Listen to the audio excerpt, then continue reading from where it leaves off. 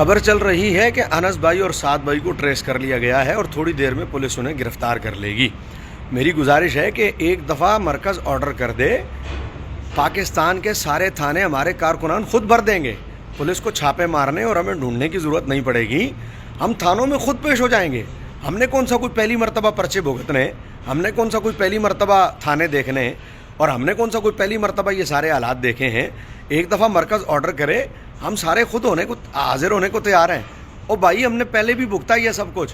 دوسری بات یہ کہ ہم کوئی پرچوں سے، تھانوں سے اور ان ہتھ کنڈوں سے ڈرتے ہیں؟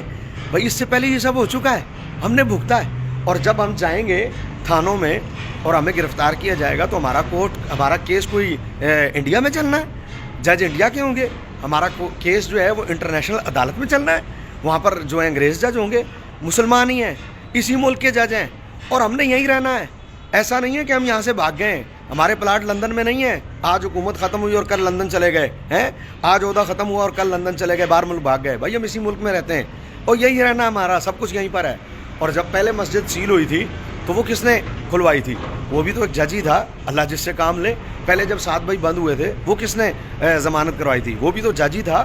اور بھائی کوئی اللہ کا بندہ کسی سے بھی حضور کام لے سکتے ہیں، اللہ کسی سے بھی کام لے سکتا ہے۔ کوئی حضور کا غلام ہوگا عدالتوں میں جو بیٹھے ہیں، جو حکومتیں کرتی ہیں، ضروری